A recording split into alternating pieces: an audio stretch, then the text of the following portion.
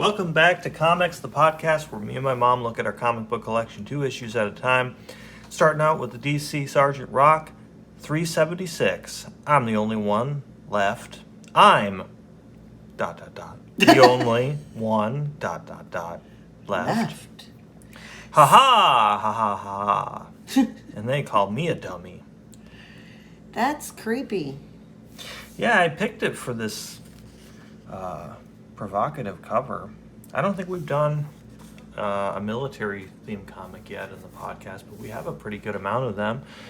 We have some issues of Sergeant Rock and G.I. Joe and the Nam and Black Hawk, which I think is World War II themed. I think we might have a Nick Fury and his Howling Commandos or two. But yeah, anyway, this is the first one I think that we've actually done on the podcast. So it's from 1983, and apparently this is actually part 2. I mean, they're loosely connected episodes. I don't think you really have to have read part 1, but they feature this ventriloquist dummy with the monocle. Okay. So this is the second one. He looks like Bing Crosby there. That is Bing Crosby. There's nothing like a night patrol in winter to make you remember the things you can't forget. It don't have to be fumbling for a dead Easy Joe's dog tag with your hand up to your wrist in his blood. That'll make you remember. It don't have to be leaving a buddy's drilled helmet behind like a lonely marker for the burial details. That'll make you remember. Kraut flare. Looking for our eyeballs. Hit the dirt, Easy. So they all plunge to the ground. Sometimes it can be something with a voice like a buzzsaw, sounding like a DI at boot camp. Get up and fight, you dummies. Ew. Why do they all look like that? Even the one in Goosebumps. He looks like that little guy, too. Well, they're all made by the same... I wonder if there's certain specifications you have to meet to be a ventriloquist, to count as an official ventriloquist dummy.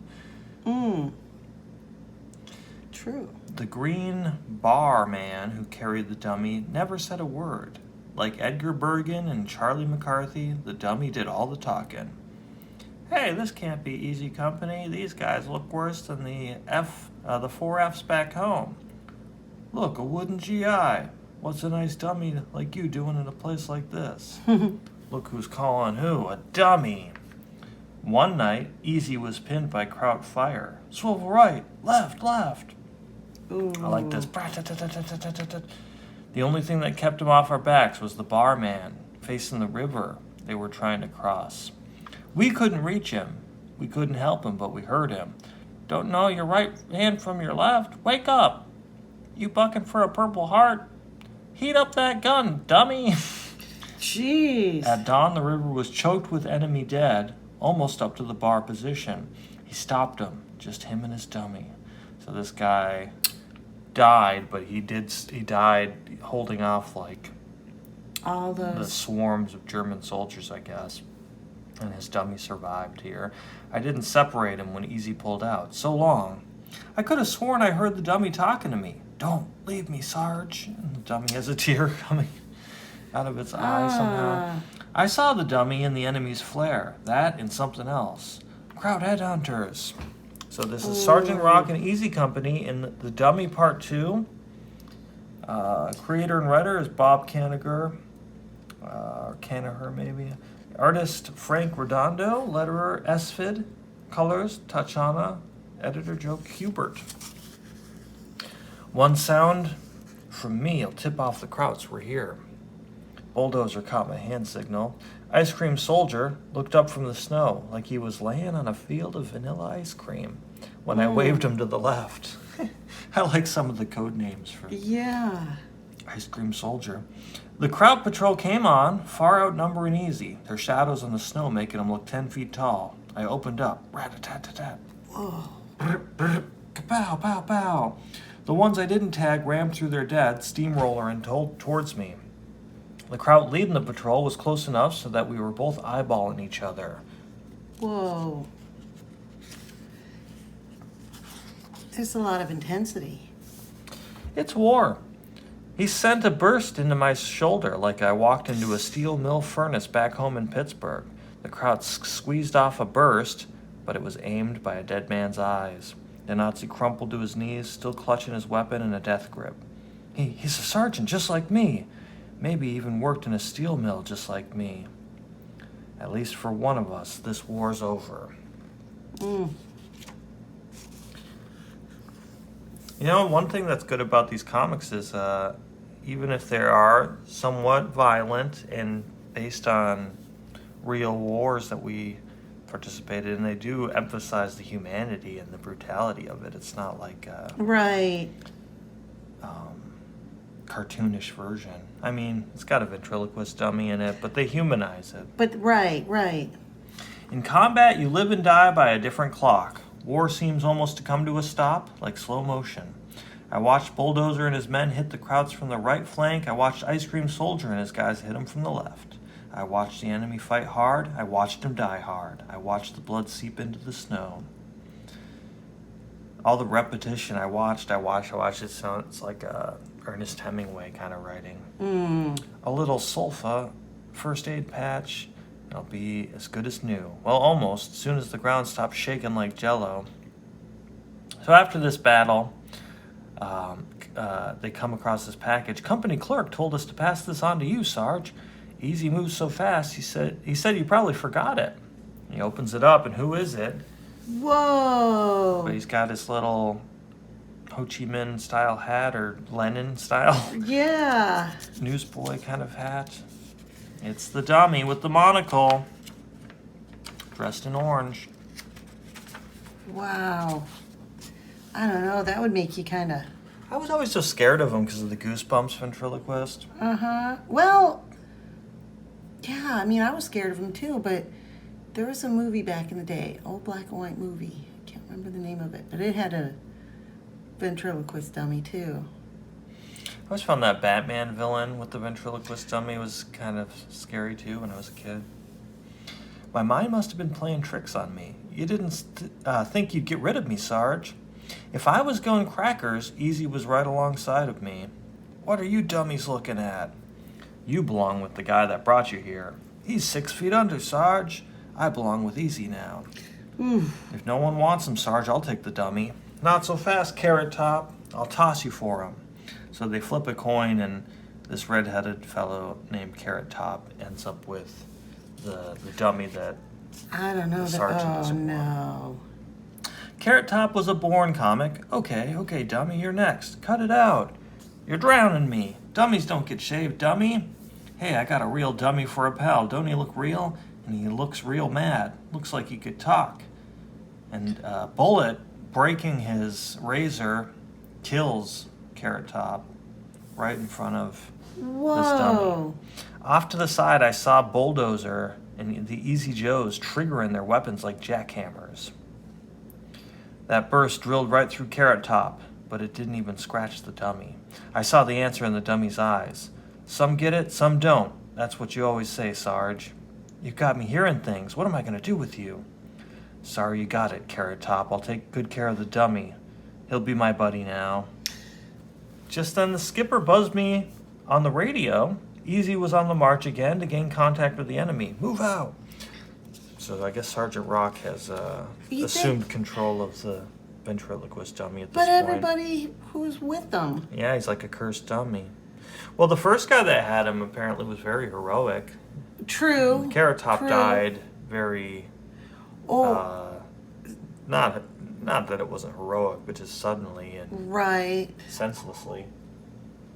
Right. Unless at the end of this we find out that it was the dummy working He's a the spy. guy's He's just gun. a midget. It's like I had to cut a hole in my butt and make my skin feel like wood, but it was worth it. I knew it. I should have stopped Buddy from taking the dummy. So maybe Buddy, the other guy that flipped for it, got it, and he triggered this booby trap. And now I think Rock is the one left with him because he's being taunted. I yanked Buddy's dog tag. Every guy the dummy's been with has bought it. I'm leaving here. War's a crapshoot, Sarge. Don't blame me for guys whose time runs out. Easy's all I've got left. Don't leave me, Sarge. Okay, we're all Section 8s in this war. You and me are gonna stick together like glue. Just as I started out to catch up to Easy, Kraut's in the woods. Gotta dive off this hot seat. So he jumps through the ice and he's trying to swim and avoid all these bullets. With his little dummy in tow. Ammo's weighing me down. Sarge, you never deserted anyone in your life. Why are you starting now? I knew you couldn't do it, Sarge. You're the rock of easy. Lungs feel like burning rope. Unless I find an opening in the ice. We both had it, dummy. Are you a dummy too, Sarge? Use your head. Break through. Use his head. Yeah. I was losing air faster than a flat tire. As I jabbed my fist up. No use. Thud, thud. You quitting? You're supposed to be the rock of easy. When I broke through, I don't blame the Krauts for laughing. I'm a fish ready to be hooked. So they were waiting for him. When something explodes, the blast slammed me back. Sarge, don't let me go down into the dark. Sarge. Luck was with you, Rock. It's almost like he's spelling it. Sarge. S. Hey. Oh, Sarge. jeez. Gee. Ew, creepy. He could spell with the best of them. Luck was with you, Rock. No, Bulldozer. It was the dummy that was with me. So I guess he attributes his survival to the dummy, even though we thought it was cursed. And that's the end of that story. So like I said, maybe it's more satisfying with the first part. You get to see the longer journey of this dummy, but I don't know. I guess the dummy's supposed to be like a sounding board for what's going through the heads of these soldiers who are constantly in danger, and it was pretty cool. I kind of thought from the cover though that the dummy would be like supernaturally animated and kill people. That's what I thought too. Why not? Come on. Well, and especially when this first story is juxtaposed with a super scientific or sci-fi sort of otherworldly adventure. Yeah. So this is War Spoils. I see them coming, raiders from the stars who wasted our world. They've taken everything else. Now they come for me and the precious thing which I possess. He's got a box marked fragile with a skull and crossbones. I must keep my head, must stay calm, must protect myself and the box. Aliens, prowlers on the hunt. But no, I'll not let them take me. I must save myself and the box. We're all that's left of our world. We have these weird kind of cat-like, almost. Cat, goblin-y. Bird. Yeah. Cat, goblin, bird. Goblin bird. This is not the first time I've killed. Go away, Zack. For months I've hidden from the alien hunters, eluding their patrols, attacking them whenever necessary to protect myself and my cargo. And each time I kill them, I remember when things were different. So different. As a child playing at war, we get these flashbacks where one panel's him in the present, killing these aliens. One's in the past where he's a child, pretending to play cops and robbers or whatever. Yeah. But that was a long, long time ago. Before the war came and made me a fugitive, a killer protecting all that is left of my life, my home, my world. Now I'll run again, playing hide and seek with death, guarding my dreams. But the bird's not dead. He gets up and shoots him in the back. For when there's nothing left to fight over, nothing left to kill for, the only things worth protecting are dreams. And the one-eyed teddy bear that he had been holding as a child was the thing that he was protecting. And now this bird gets to play with it. He's just playing dead. It almost looks like Dennis the Menace or something in the past. Kind of, yeah. This is the gritty reboot of Dennis the Menace. Got an ad for Green Arrow's series and the letters page for Sergeant Rock here. Meanwhile, could have just published another story. I wouldn't have minded and all that. Here's our third story for Caesar. The blood runs hot. The men are ready to do battle. I wonder what it is about the the horror ones and the military ones where there are anthologies like this of like shorter comics instead of being like a 20-page story that might even just be one part of like a 60 or 80-page cumulative story over months. Why are there so many?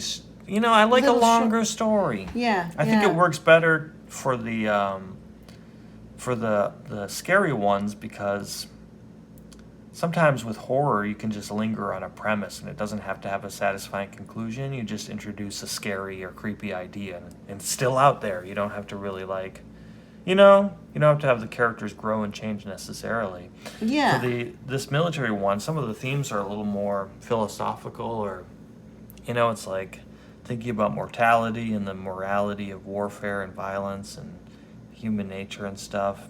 But then you get like a 3-page story. It's like, how deep can you really go? In 3 pages, right. I don't know. For Caesar, we have Decius, Nick Cage, and Philip. So we're in 249 AD. The Roman army marches forward as the sun glints off shining breastplates. But all is not well with the Roman Empire. Poverty abounds and inflation runs rampant. Perhaps a war can serve the people's problems. Perhaps. Decius will reward us well when the battle is done. Yes, but scrip does not buy much. It is more than the Emperor Philip has given us. Our families starve. And then we have the Philip soldiers. Philip will pay us well when we win this battle. If he keeps his promise to us, he must or else. So two factions, I guess, of the Romans are battling each other. Decius and Philip, once friends, order their forces into battle. Inspired by rewards of victory, flesh and blood men prepare to test the sharpness of sword and spear. Ha! This dead man will have no use for a money pouch. Bodies that still ooze life's blood into crimson soil are looted of valuables. I like these little tiny panels that we have the wider horizontal battle scenes of two armies colliding, and then little scenes within that action. Yeah, that's nice. And eventually Philip is killed, as you can see, if you're tracking the purple versus the orange, I guess. Orange team and purple. Orange versus grape. It's gotta be grape. Really? I'm team orange, sorry. You see what happens to grape. They're mashed. As the battle rages, Decius turns, unwilling to see the carnage about him as a sword descends to end Philip's life. So the leaders of these armies don't even have the stomach to see all the violence that they've caused. The battle is over. The dead and wounded are carried off the field. Hail Decius, Emperor of Rome. Philip is slain. Victory is ours. But the cost, Aurelius, the cost. They died for you, for honor, for Rome. For me, he thinks, for honor, for Rome, as he picks up a Roman coin. And that's it. Fini. So I guess it's all about what is the real cost and motivation for warfare.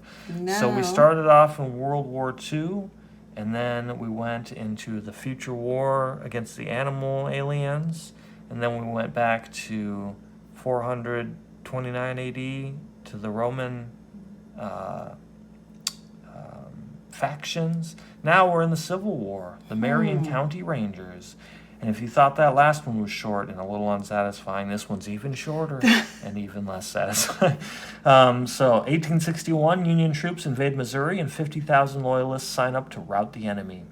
The Civil War is a romantic adventure for 15 schoolboys in Marion County. Though too young to enlist, they vow to make their presence felt.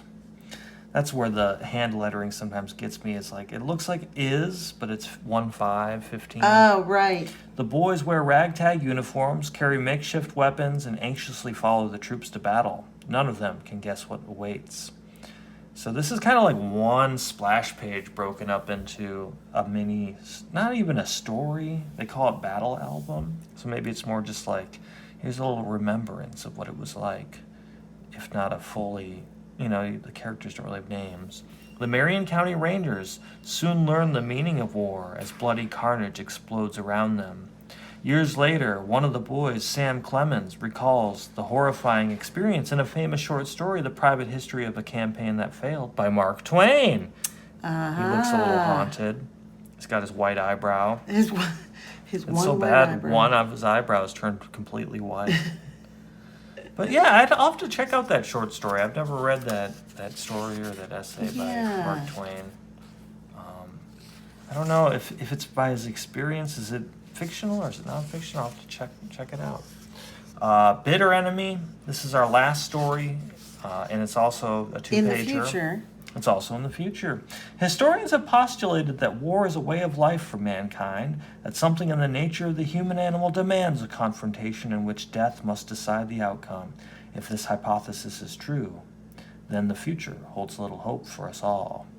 Me and that enemy gunner are the last survivors. Ain't nobody left except him and me. I got enough power left for only one more volley. That was it. Nothing for me to do but wait for him to wipe me out. But the final blast does not come. He must be out of power too. Only one thing left for both of us. I gotta get to him. This chopped up junk's hot as hell. Undaunted by tendrils of metal that tear at cloth and flesh, the soldier makes his way through the reeking devastation. Slowly, tortuously, the two stumbling figures draw closer, closer, closer. And they shake each other's hands. If two men of different backgrounds and thoughts can bridge the chasm of bias and ignorance, then perhaps there is hope for the future of mankind. I guess just how arduous the journey to get from one, they like admire each other. It's like, hey, you really crawled through that wreckage. They talk like about a champ. Did it tear your cloth and your flesh? Yeah, that sucks. Me too. All right, maybe we're not so different. You like your collar up and you're on the grape team? Well, I'm orange and I have no collar. But we can still be friends. It's funny how much purple there is in older comics. I guess maybe it just, maybe in the printing process, that was just one of the colors that looked good. Right. Or is more versatile. But anyway, that's our Sergeant Rock DC. So we have a Doctor Strange as our Master of the Mystic Arts. Yep. I've heard he's good at them. The Mystic Arts. His eye beams. Shooting out at Clea. And his third eye beam. Eye of Agma. Doctor Strange 50. 50 cents. One for each issue. Can you imagine you could get 4 issues of comics for $2? That would be amazing. If the dollar, well, how much was that though, and what year was this? I'm guessing this is 85? 81. 81. I think it's 81. 81, yep. Hey, there's Nightmare.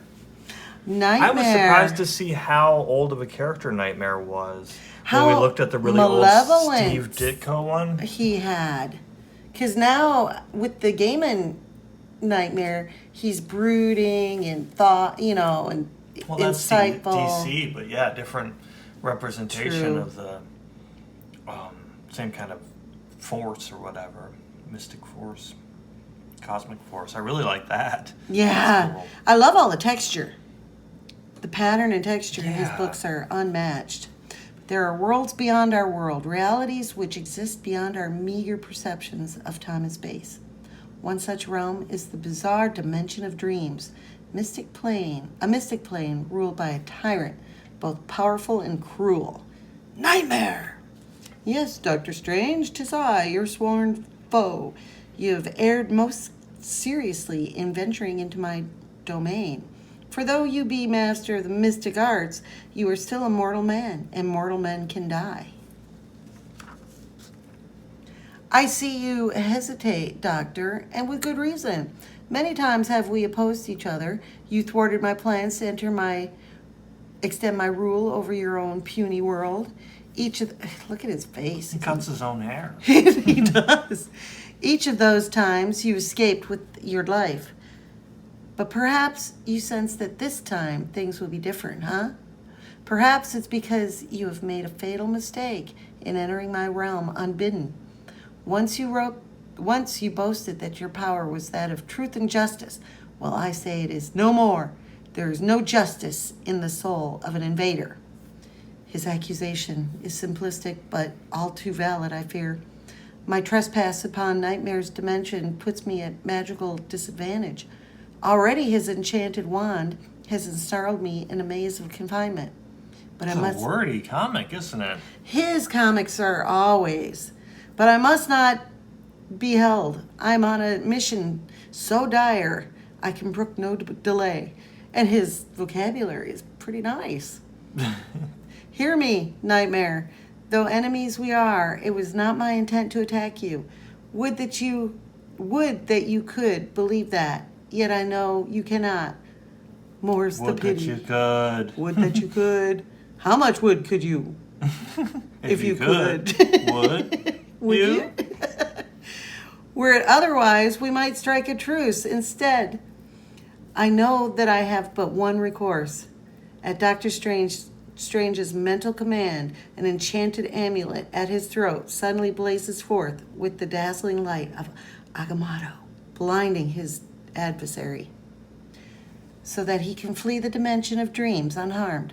I know that I have defeated Nightmare before with the light of the All-Seeing, but I did not expect it to stop him again so easily.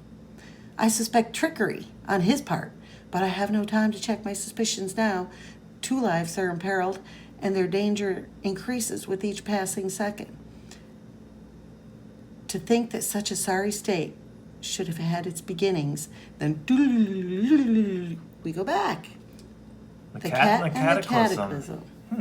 Good title. We had a couple cat-themed issues of mine the past couple weeks. Now it's your turn. Yup. Mine's White Cat, though. But anyway, back with a in... purse tail. With the It's weird purse. how it blends. Oh, yeah.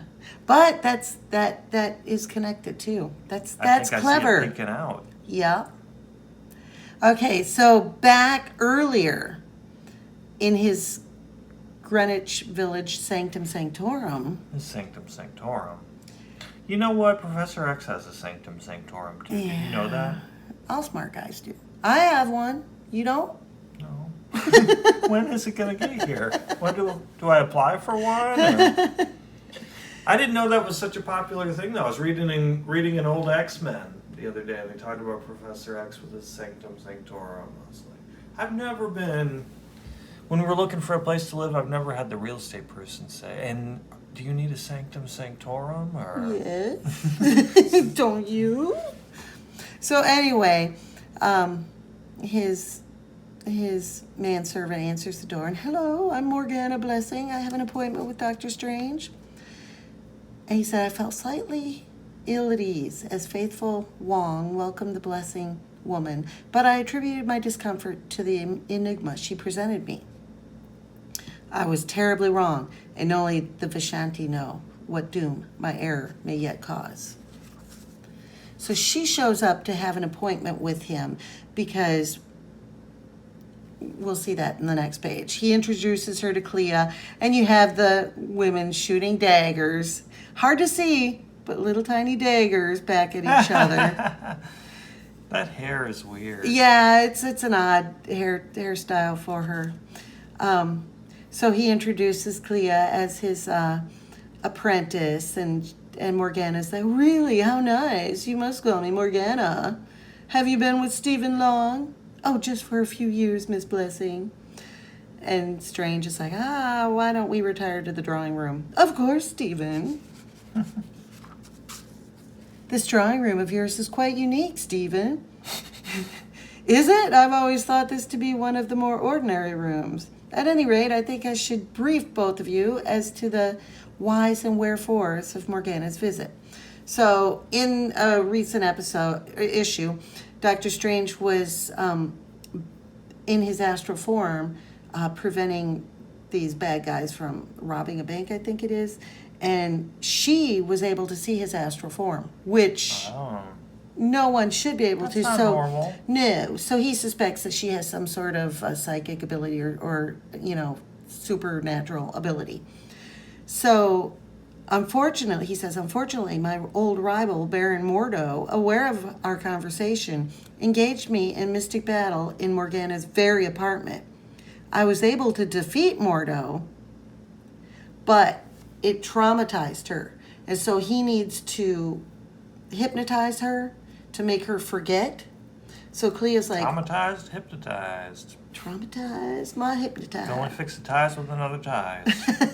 I like this telephone cable that divides the conversation. That's kind of a clever thing. And so anyway, she resisted his spell. So Clea's like, she resisted your spell? By Hogarth. Then I can see why you were so insistent about examining her for sorceress tendencies. Indeed, and the sooner I begin, the better. So if you will excuse us... By Hogarth.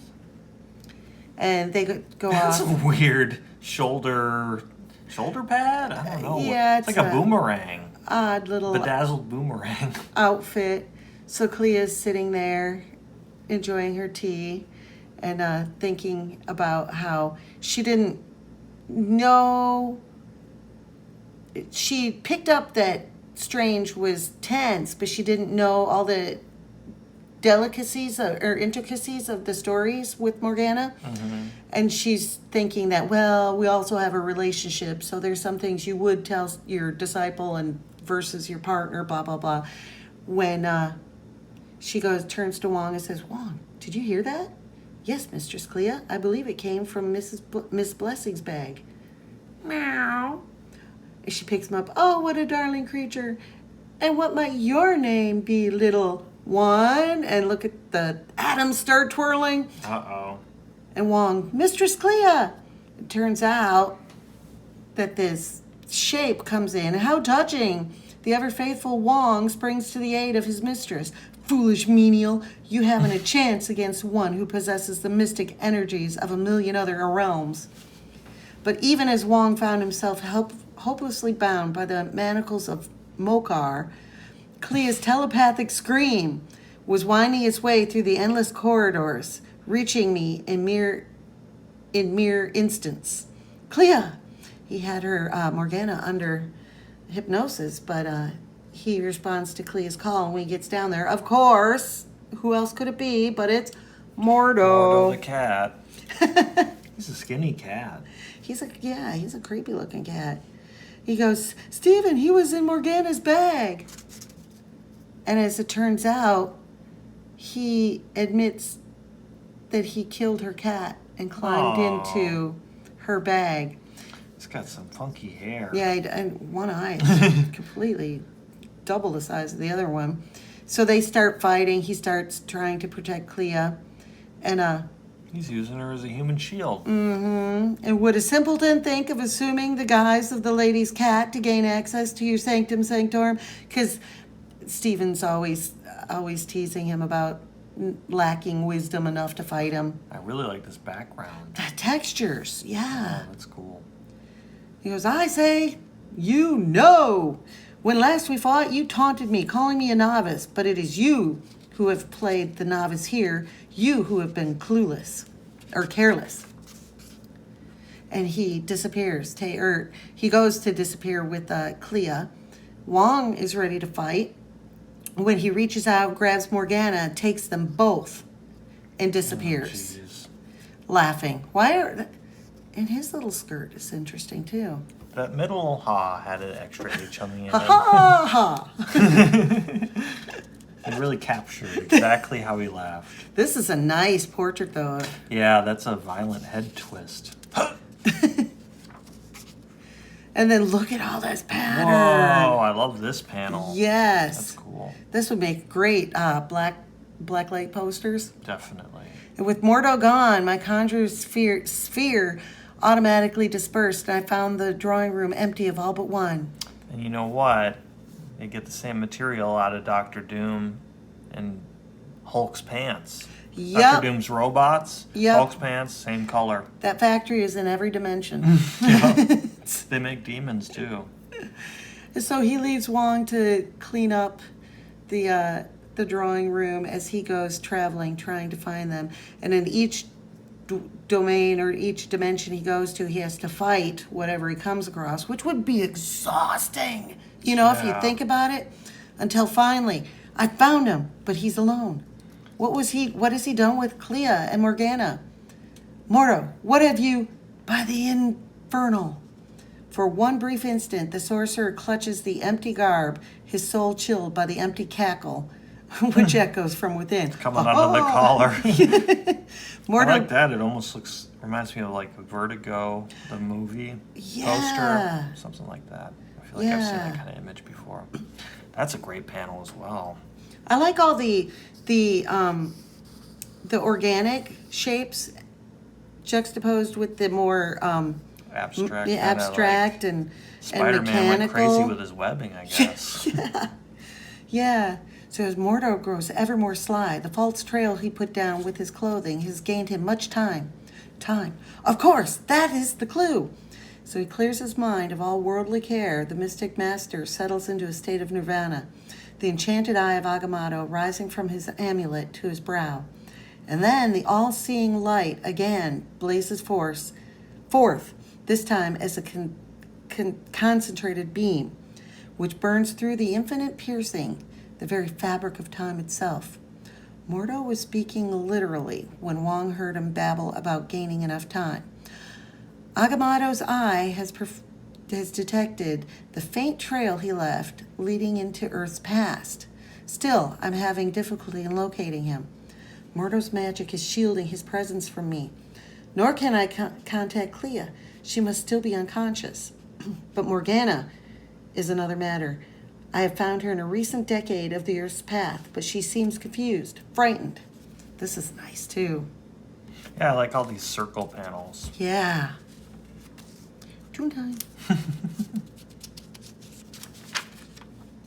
And guess where she's at? She's at, the year is 1943. Ah, World War II. Wouldn't you know it? Marvel Comics and World War II. Goes together like gamma rays and purple pants. Yeah. And she is being held back by, is it Pam? And while this bar brawl is going on, she's like, stay down, don't panic, stay down. Is that Dum-Dum? Guess who's fighting? Nick Fury. He looks younger than in 1963 or whatever. Was that a 68 comic? Yes. Yes. So he's like, attaboy, Nick. We'll teach these yahoos not to badmouth the Howling Commandos. Shut up, Dum-Dum, and watch your flank. And we have dealt with Nick Fury recently.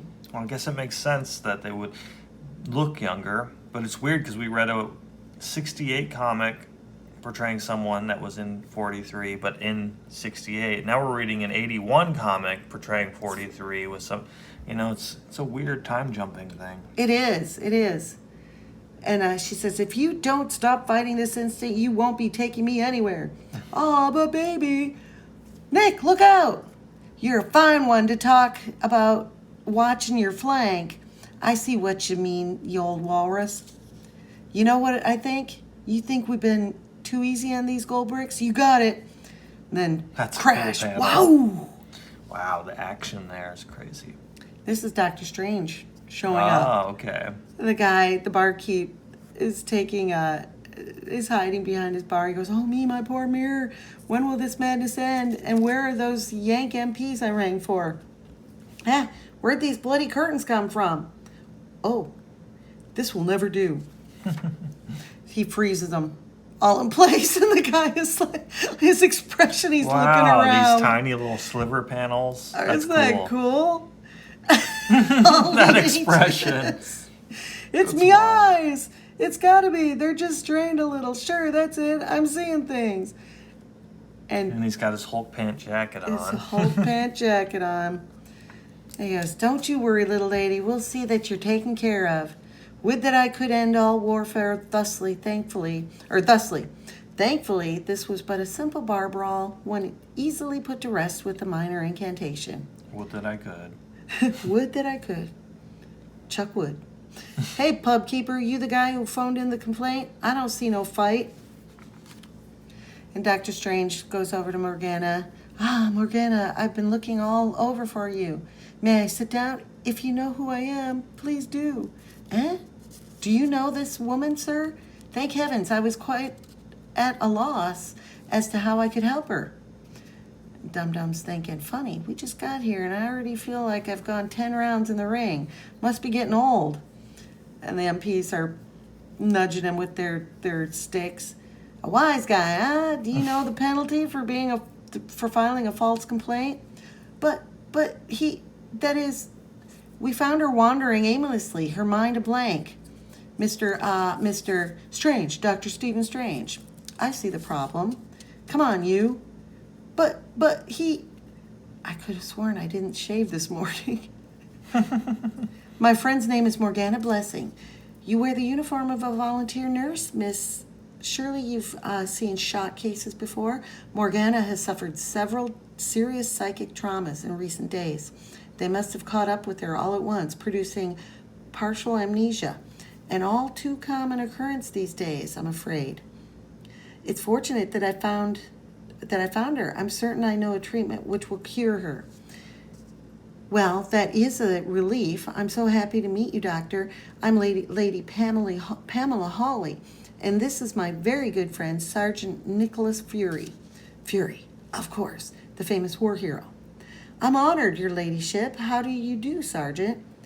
I never got this smooth a shave in my life. Oh yeah, pleased to meet you. I'm Corporal Dugan. Corporal Dugan. You can call me Dum Dum. That's one fine tootsie you got there, Doc. Why do they call him Dum Dum? Do they go into that? Whoa, these colors. I know. Isn't that crazy? That's really cool.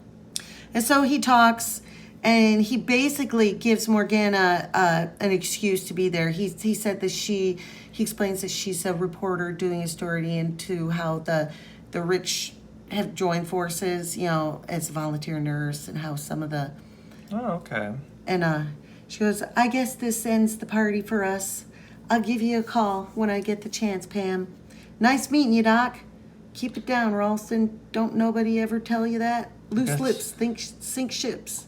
I guess she had a telepathic link with her, that they might be astral twins, he says there. Oh, that's right. There is a slight resemblance between you two, and Nick Fury is like, sure, with Dum Dum. They're like, yeah, astral twins, huh? They really portray Nick Fury sometimes just to kind of be more simplistic than he is, and, nowadays. Yeah.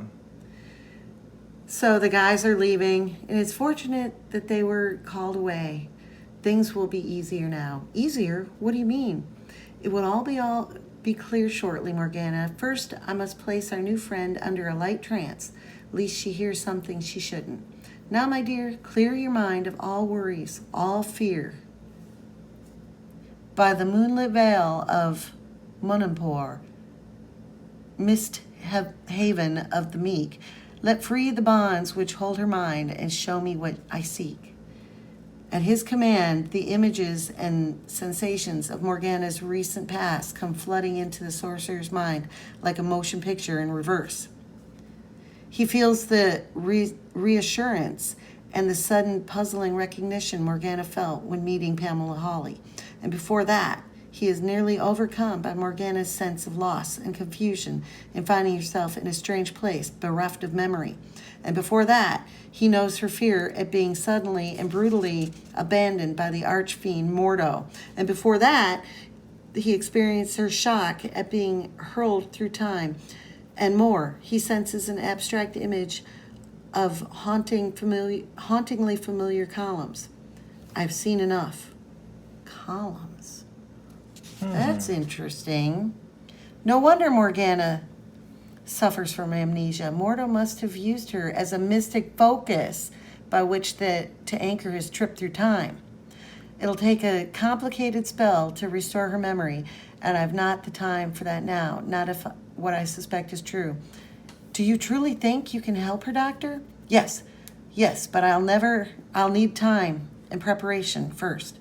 Would it be all right if I left Morgana in your care for the time being? Well, I suppose. Good, then I'll contact you on the morrow. But as the Mystic Master leaves the pub, so 1 second there was a fight, and the next there wasn't, huh?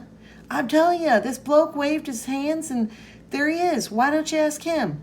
The pub keeper. I'd almost forgotten. Protected by my cloak, he wasn't affected by my spell. Sorry, I really have no time to spare. Why don't you just forget this? Hello, what am I doing out here? Beats me. That would be handy. He just wipes their memory? Wow. And drops his clothing. clothes. Lifted by his cloak of levitation, Strange drops his illusory street garb and soars out over the river Thames. Those clothes were just an illusion? He was just walking around naked? It looks like I have clothes on, but I don't. I don't like them. No, sir. And soars out over the river Thames, weaving past the mooring cables of the wartime barrage balloons. I've never heard of that before. Wartime barrage balloons? Yeah. I'm not like sure.